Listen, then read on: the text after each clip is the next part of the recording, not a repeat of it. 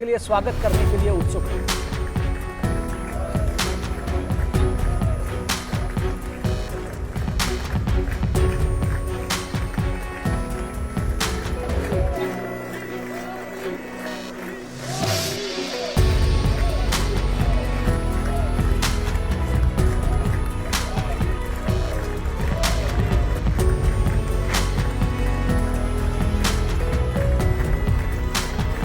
Members of Congress, I have the high privilege and distinct honor of presenting to you His Excellency Narendra Modi, the Prime Minister of the Republic of India.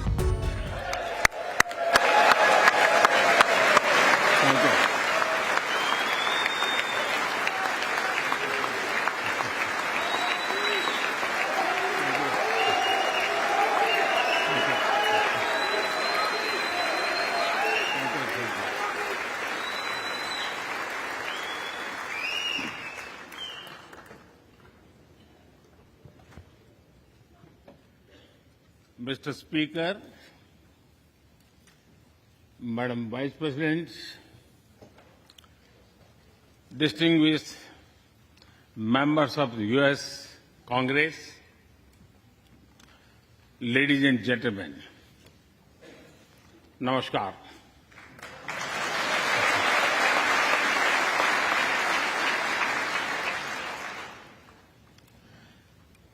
It is always a great honor to address the United States Congress.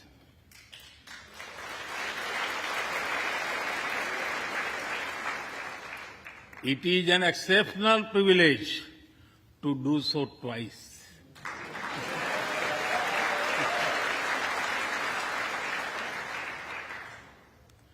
For this honor, I extend my deepest gratitude on behalf of the 1.4 billion people of India.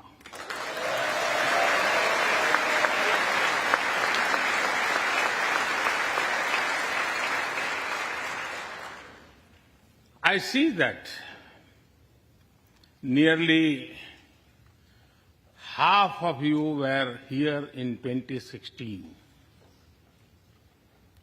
I feel your warmth as old friends. I can also see the enthusiasm of a new friends in the other half. I remember Senator Harry Reid, Senator John McCain, Senator Orrin Hatch, Elijah Cummings, Elsie Hastings, and others who I met here in 2016 and who are sadly no longer with us. Mr. Speaker,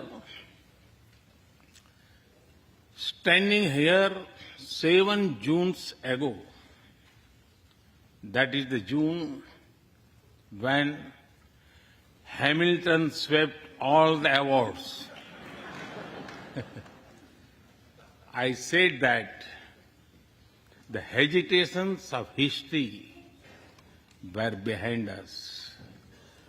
Now, when our era is at a crossroads, I am here to speak about our calling for this century.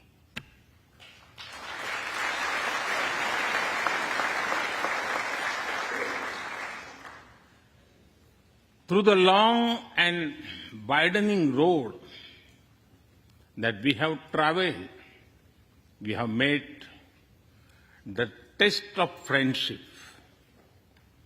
A lot has changed since I came here 7 summers ago. But a lot has remained the same, like our commitment to deepen the friendship between India and the United States.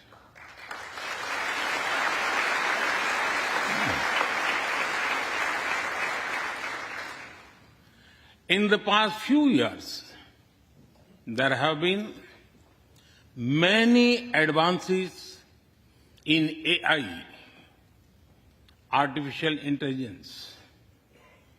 At the same time, there have been even more momentous development in another AI, America and India.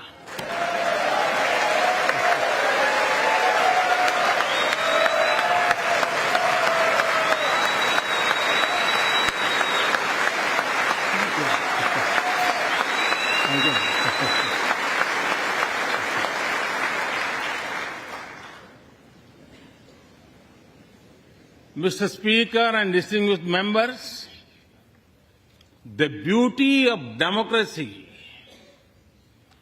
is the constant connect with the people, to listen to them and feel their pulse.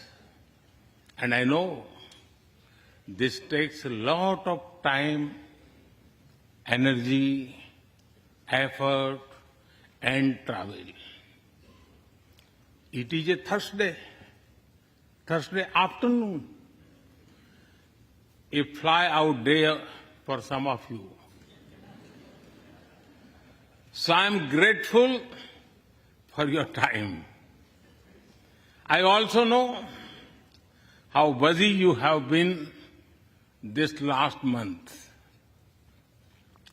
Being a citizen of a vibrant democracy, myself, I can admit one thing, Mr. Speaker, you have a tough job.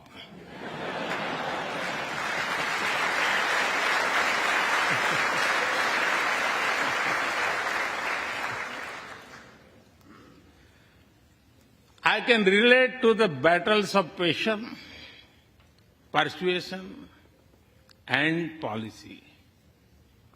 I can understand the debate of ideas and ideology. But I am delighted to see you come together today to celebrate the bond between world's two great democracies, India and the United States. Thank you.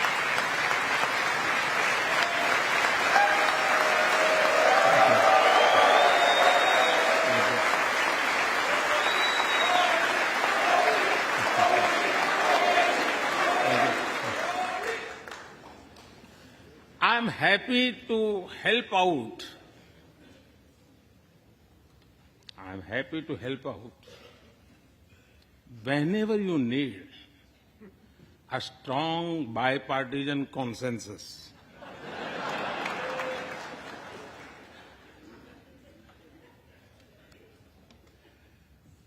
There will be and there must be a contest of ideas at home. But we must also come together as one when we speak for our nation.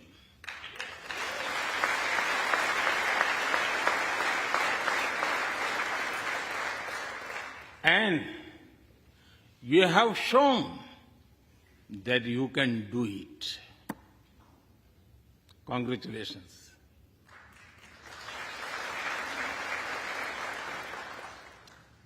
Mr. Speaker,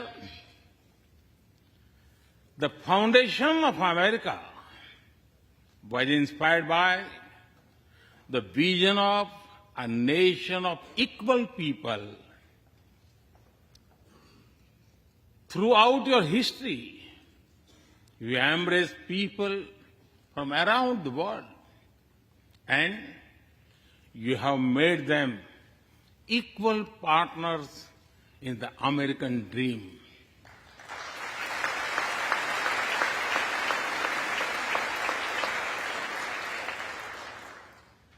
There are millions here who have roots in India. Some of them sit proudly in this chamber.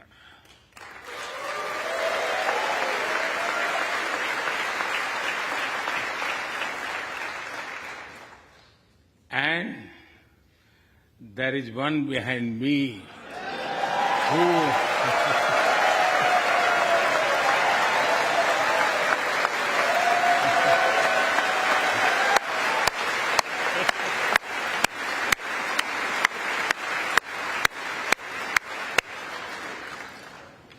who has made history.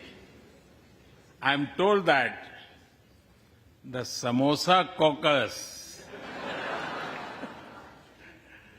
is now the flavor of the house. I hope it grows and brings the full diversity of Indian cuisine here.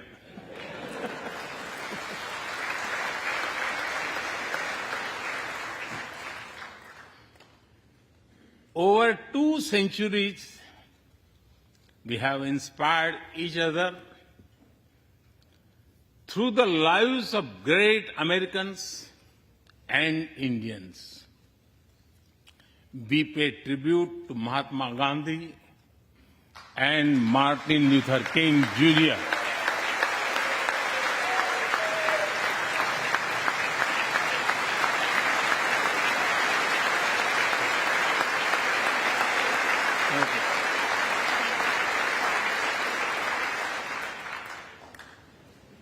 We also remember many others who work for liberty, equality, and justice. Today, I also wish to pay heartfelt tribute to one of them, Congressman John Lewis.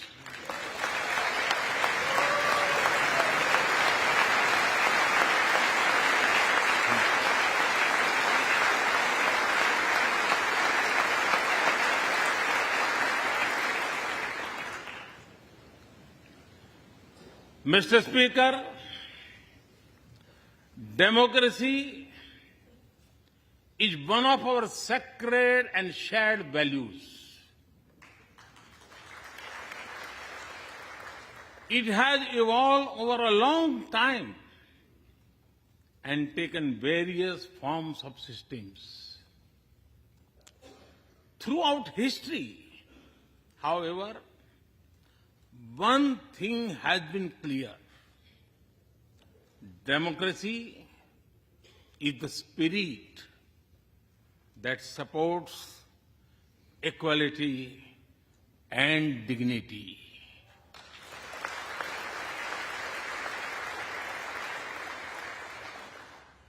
Democracy is the idea that welcomes debate and discourse. Democracy is the culture that gives wings to thought and expression. India is blessed to have such values from times immemorial. In the evolution of the democratic spirit, India is the mother of democracy.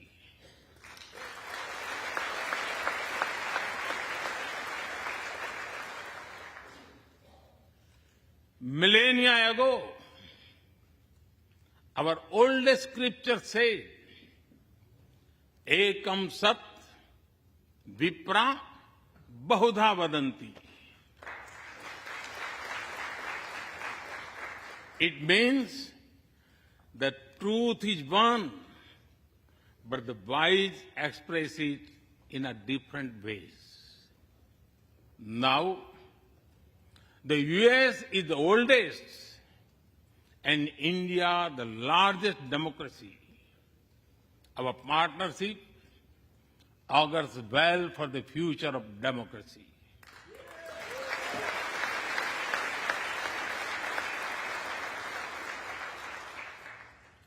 Together, we shall give a better future to the world and a better world to the future.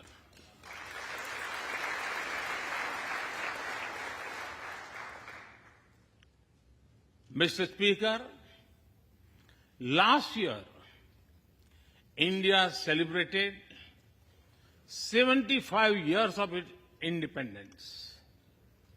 Every milestone is important, but this one was a special. We celebrated a remarkable journey of over 75 years of freedom after 1,000 years of foreign rule in one form or another. This was not just a celebration of democracy, but also of diversity. Not just of constitution, but also of its spirit of a social empowerment. Not just of our competitiveness and cooperative federalism, but also of our essential unity and integrity.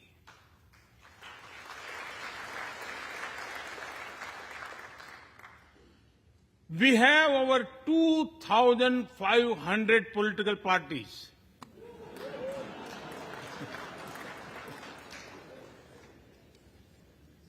Yes, you heard that right.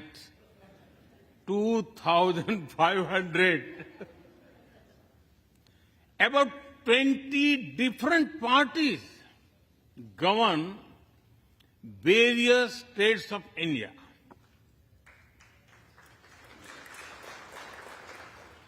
We have 22 official languages and thousands of dialects, and yet we speak in one voice.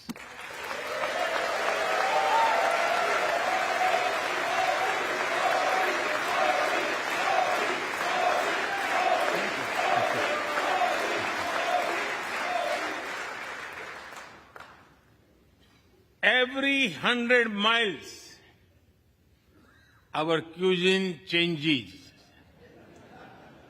From dosa to aloo paratha, and from Srikhand to Sandesh. We enjoy all of this. We are home to all faiths in the world, and we celebrate all of them.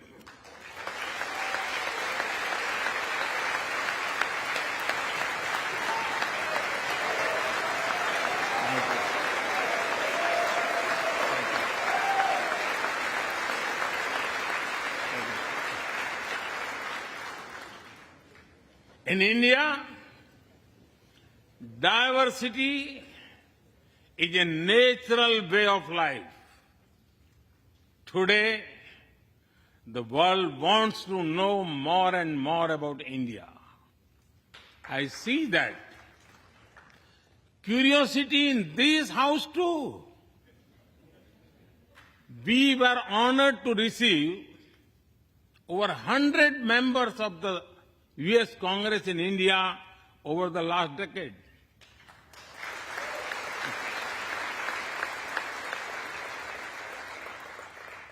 Everyone wants to understand India's development, democracy, and diversity.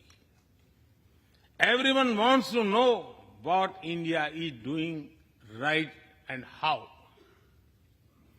Among close friends, I am happy to share the same.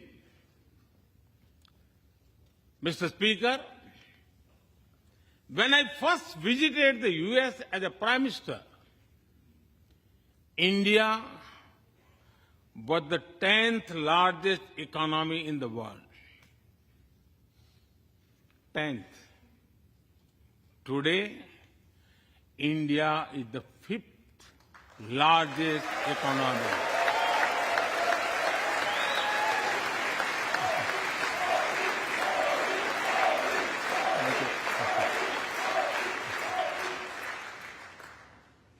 And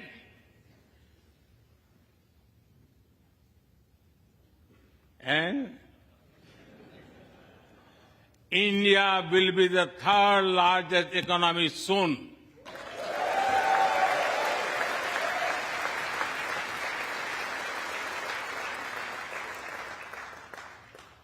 We are not only growing bigger, but we are also growing faster. When India grows, the whole world grows.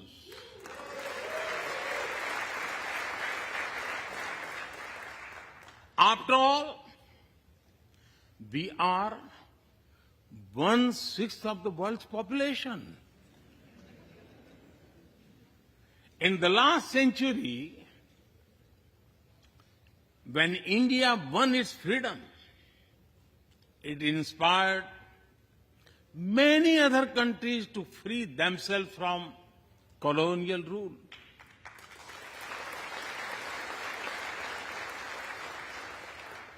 In this century, when India sets benchmark in growth, it will inspire many other countries to do the same.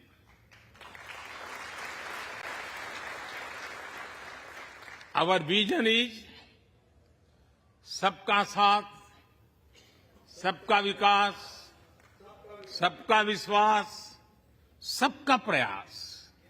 It means together for everyone's growth, with everyone's trust and everyone's efforts.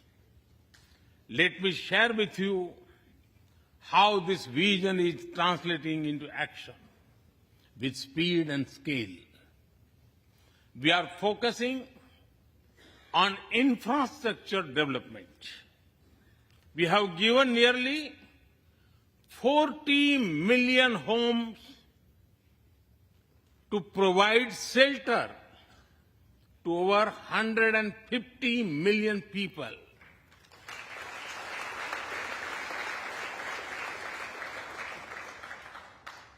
That is nearly 6 times the population of Australia.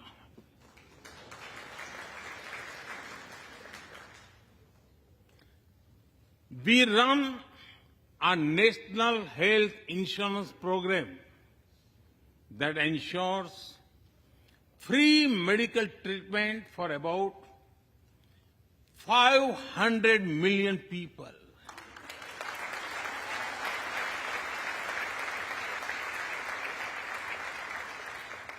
$500 million people, that is greater than the population of South America. We took banking to the unbanked with the world's largest financial inclusion drive. Nearly 500 million people benefited. This is close to the population of North America.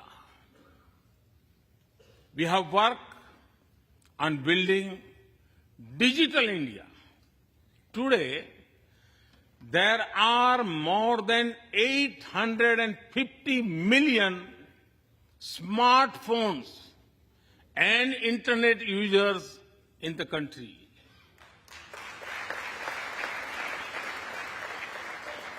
This is more than the population of Europe. We protected our people with 2.2 billion doses of made in India COVID vaccines.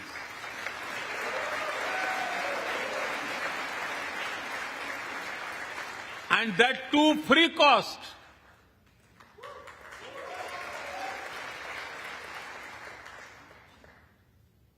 I may be running out of continent soon, so I will stop here.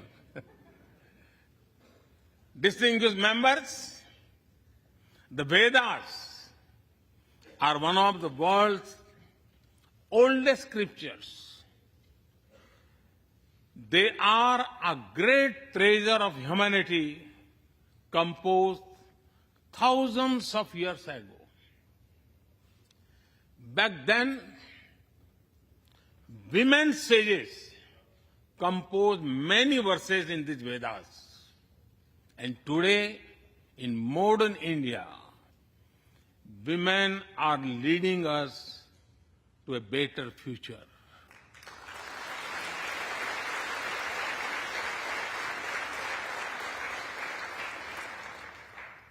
India's vision is not just of development which benefits women. It is of women-led development where women lead the journey of progress.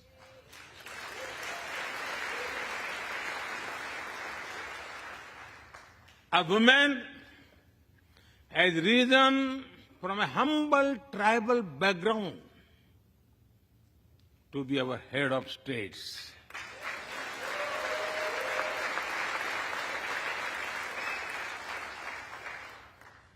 Nearly 1.5 million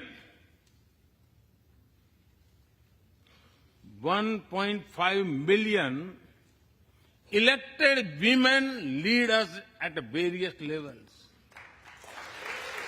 And that is of local governments. Today, women serve our country in the Army, Navy, and Air Force. India also has the highest percentage of women airline pilots in the world.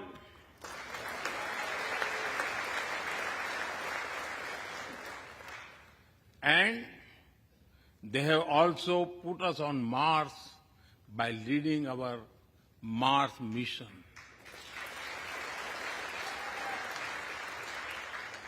I believe that investigating in a girl child lifts up the entire family. Empowering women transforms the nation.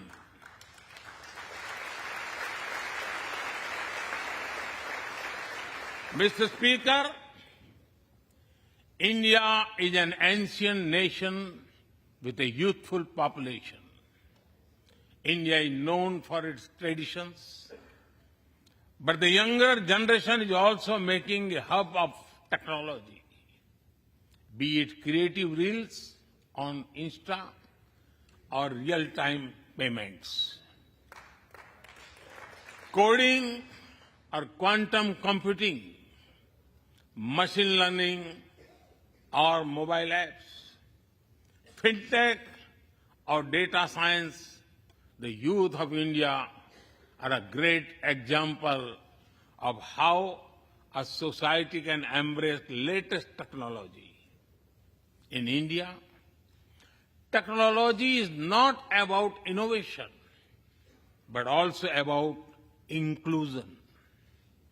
Today, digital performance are empowering the rights and dignity of people while protecting privacy. In the last 9 years, over 1 billion people got a unique digital biometric identity connected with their bank accounts and mobile phones.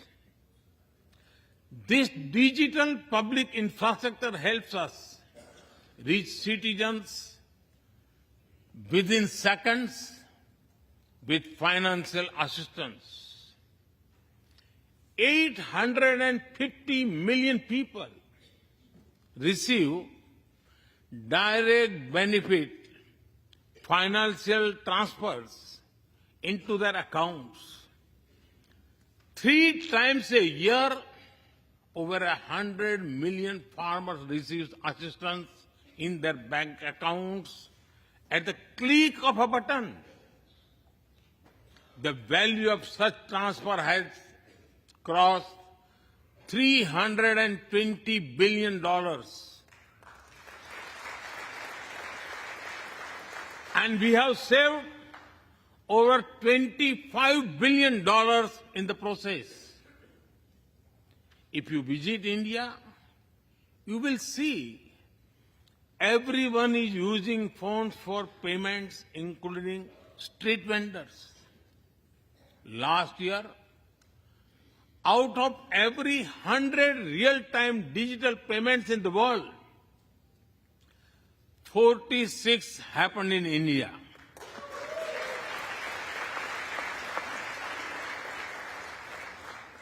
Nearly 400,000 miles of optical fiber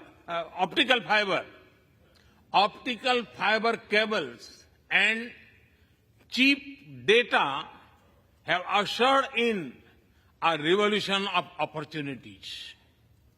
Farmers check weather updates. The elderly get social security payments. Students access scholarships. Doctors deliver telemedicine. Fishermen check fishing grounds, and small businesses get loans with just a tap on their phones. Mr. Speaker, a spirit of democracy, inclusion, and sustainability defines us. It also shapes our outlook to the world. India grows while being responsible about our planet. We believe, Mata Bhumihi Putro Aham Prithviya. This means the earth is our mother and we are her children. Indian culture deeply respects the environment and our planet.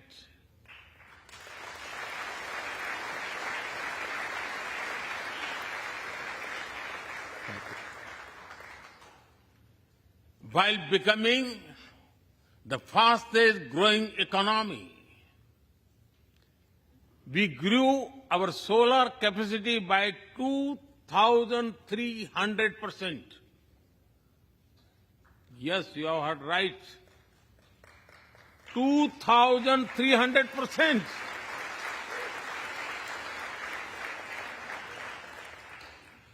We became the only G20 country to meet its Paris commitment.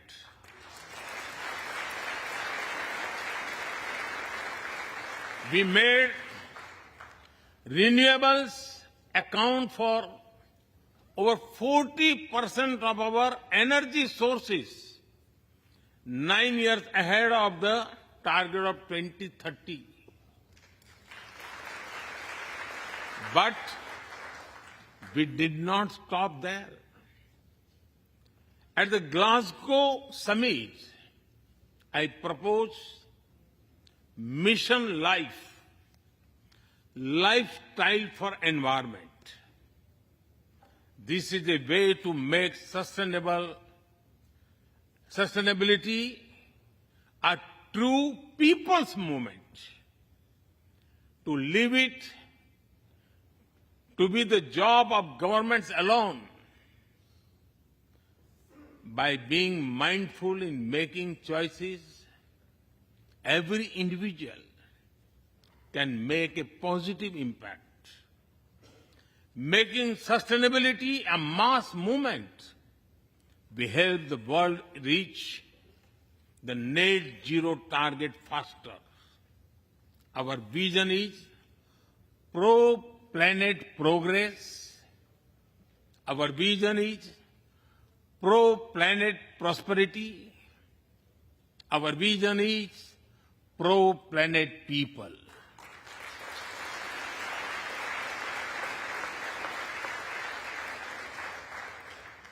Mr. Speaker, we live by the motto of Vasudhaiv Kutumbakam, or the world is one family.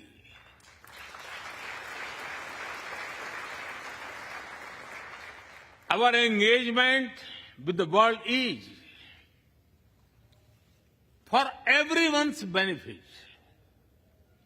The one sun, one world, one grid, seek to join us.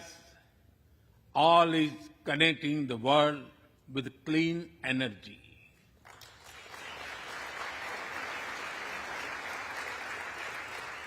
One Earth, One Health is a vision for global action to bring quality health care to everyone, including animals and plants.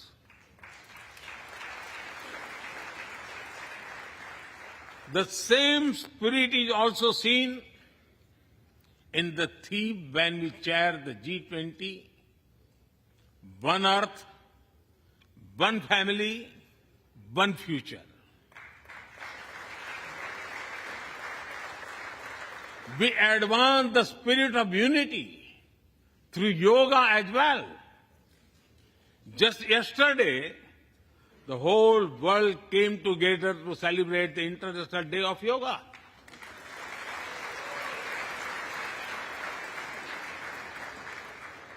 Just last week, all nations joined our proposal at the UN to build a memorial wall to honor the peacekeepers. And this year, the whole world is celebrating the International Year of Millets to promote sustainable agriculture and nutrition alike. During COVID, we delivered vaccines and medicines to over 150 countries. We reach out to others, being disasters as first responders, as we do for our own. We share our modest resources with those who need them the most. We build capabilities, not dependencies.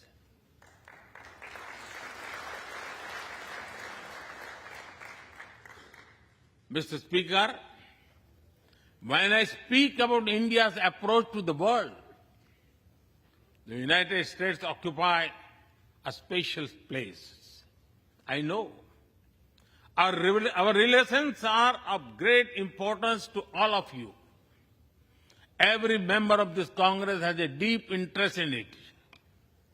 When defense and aerospace in India grow, industries in the state of Washington, Arizona, Georgia, Alabama, South Carolina, and Pennsylvania thrive.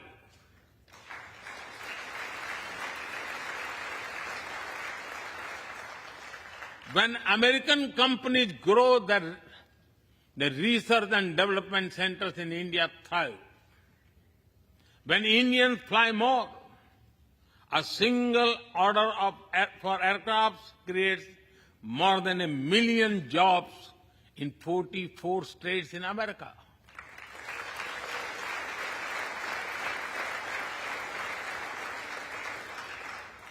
When an American phone makers invest in India, it creates an entire ecosystem of jobs and opportunities in both countries.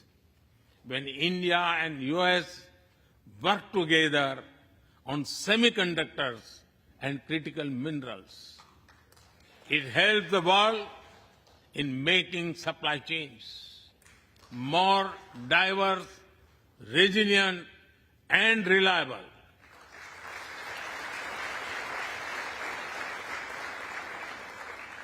Indeed, Mr. Speaker,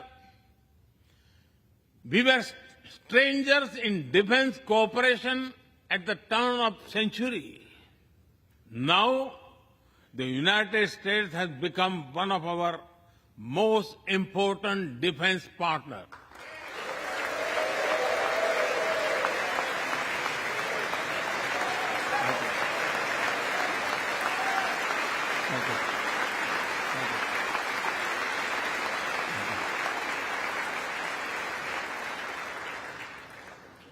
Today, India and the US are working together in space and in the seas, in science and in semiconductors, in startups and sustainability, in tech and in trade, in farming and finance, in art and artificial intelligence, in energy and education, in healthcare and humanitarian efforts.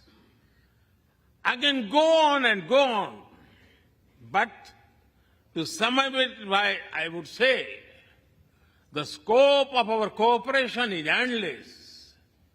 The potential of our synergies is limitless. And the chemistry in our relations is effortless.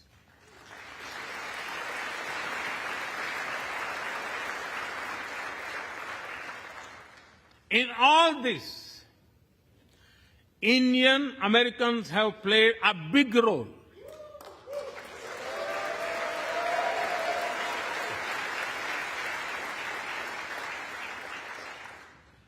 They are brilliant in every field, not just in spelling bee.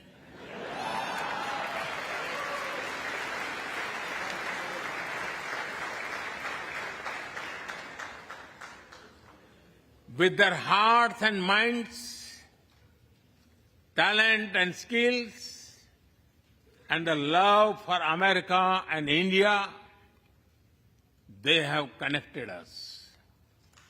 They have unlocked doors. They have shown the potential of our partnership.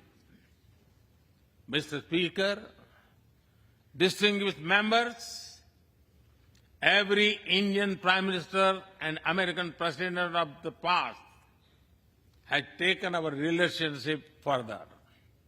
But our generation has to honor of taking it to greater heights.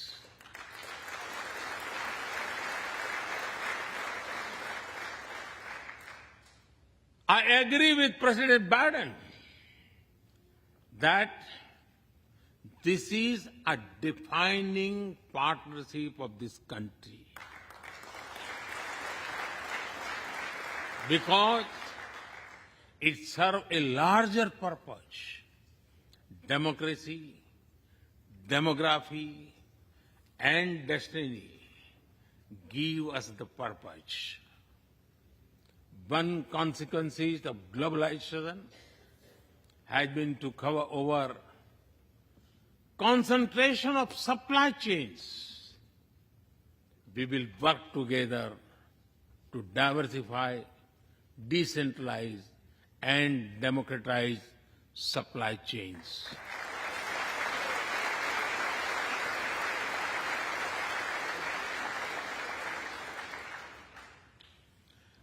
Technology will determine the security, prosperity, and leadership in the 21st century. That is why our two countries established a new initiative for critical and emerging technologies. Our knowledge partnership will serve humanity and seek solutions to the global challenges of climate change, hunger, and health. Mr. Speaker and distinguished members, the last few years have seen deeply disruptive developments. With the Ukraine conflict, war has returned to Europe. It is causing great pain in the region. Since it involves major powers, the outcomes are severe. Countries of the global south have been particularly affected. The global order is based on the respect for the principle of the UN Charter. peaceful resolution of disputes, and respect for sovereignty and territorial integrity.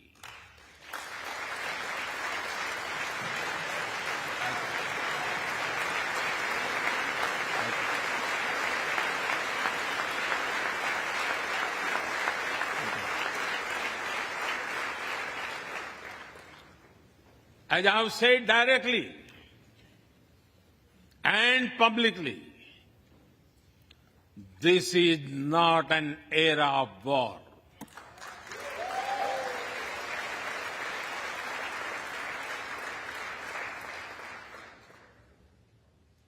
But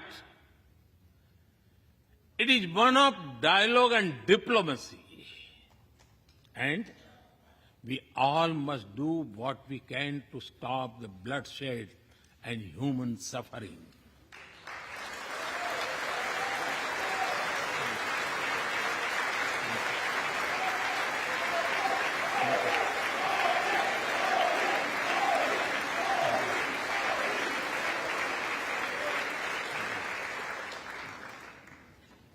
Mr. Speaker, the dark clouds of coercion and confrontation are casting their shadow in the Indo-Pacific. The stability of the region has become one of the central concerns of our partnership. We share a vision of a free, open, and inclusive Indo-Pacific.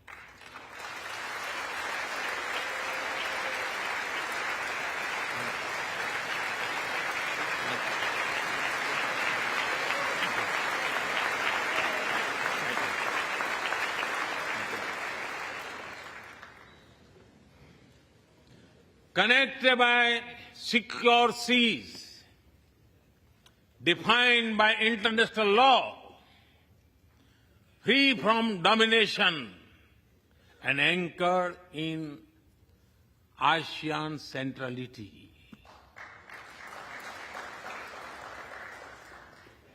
A region where all nations, small and large, are free and fearless in their choices, where progress is not suffocated by an impossible burdens of debt.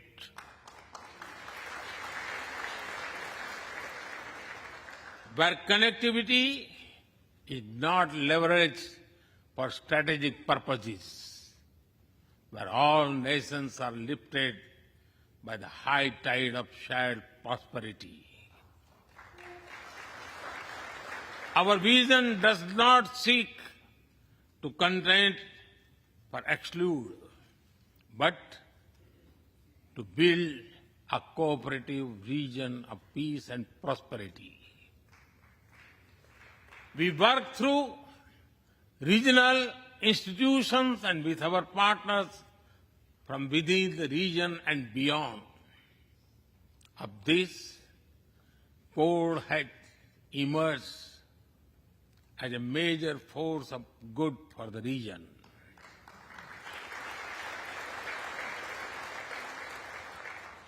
Mr. Speaker, more than 2 decades after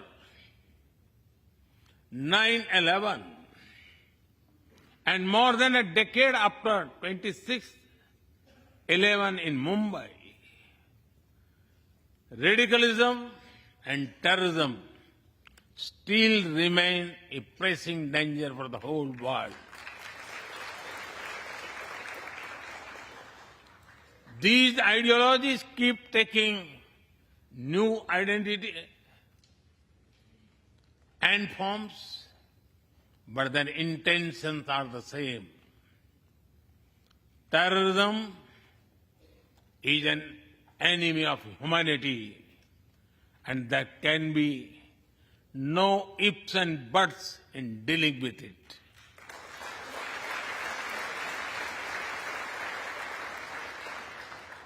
We must overcome all such forces sponsoring and exporting terror.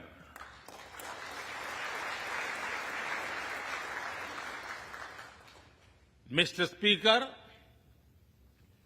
COVID-19's biggest impact was the human loss and suffering it caused. I wish to remember Congressman Ron Wright and the staff members who lost their lives to COVID. As we emerge out of the pandemic, we must give shape to a new world order. Consideration, care, and concern are the need of the hour. Giving a voice to the global south is the way forward. That is why I firmly believe that the African Union be given full membership of G20.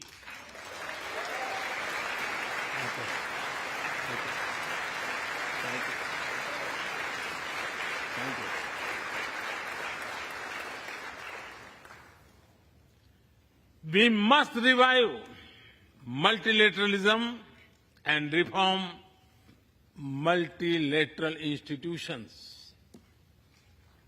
With better resources and representation that applies to all our global institutions of governance, especially the United Nations.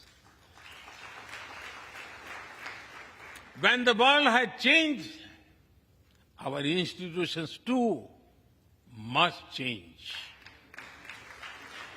or risk getting replaced by a world of rivalries without rules. In working for a new world order based on international law, our two countries will be at the forefront as partners.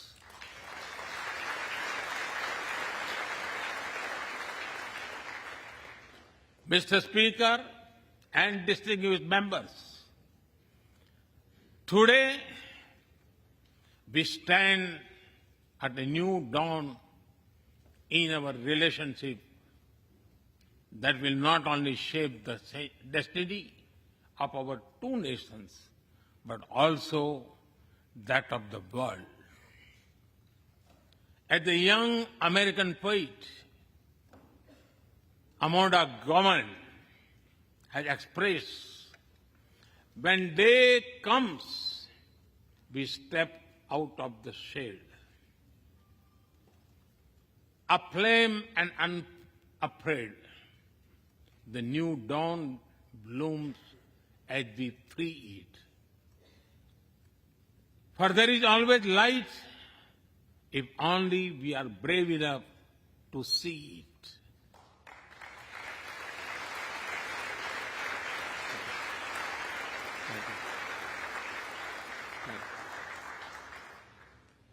Our trusted partnership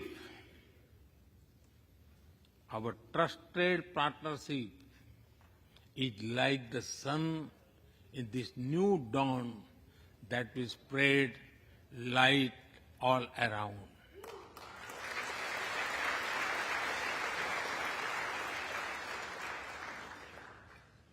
I am reminded of a poem that I once wrote. आसमान में सिर उठाकर, आसमान में सिर उठाकर, घने बादलों को चीरकर, रोशनी का संकल्प ले, अभी तो सूरज उगा है।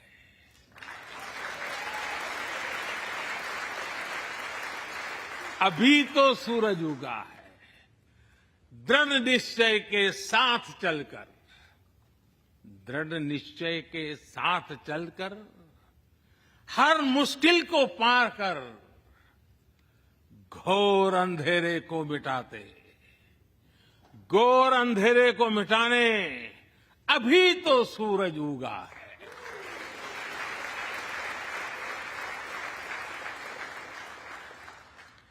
If I were to say it in English, it would be rising its head in the skies, piercing through the dense clouds with the promise of light. The sun had just risen, armed with a deep resolve, overcoming all the odds to dispel the forces of darkness. The sun had just risen.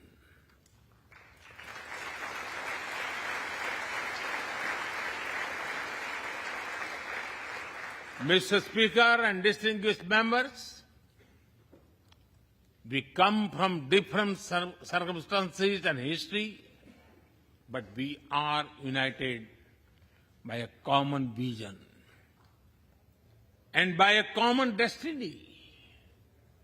When our partnership progresses, economic resilience increases, innovation grows, science flourishes, knowledge advances, humanity benefits, our seas and skies are safer, democracy will shine brighter, and the world will be a better place. That is the mission of our partnership. That is our calling for this century. Mr. Speaker and distinguished members, even by the high standards of our partnership, this visit is one of the great positive transformations. Together, we shall demonstrate that democracy is better and democracy deliver.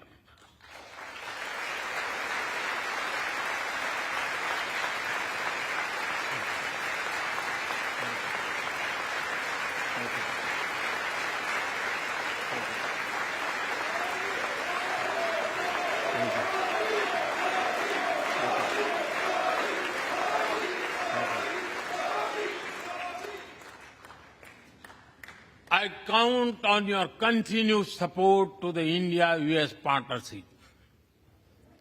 When I was here in 2016, I said that our relationship is primed for a momentous future. That future is today.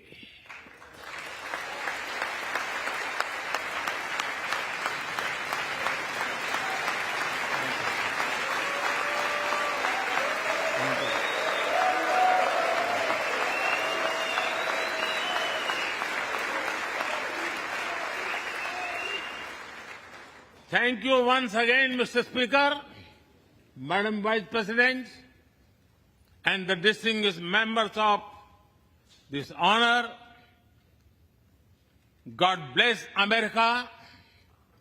Jai Hind. Long live India-US friendship. Thank you.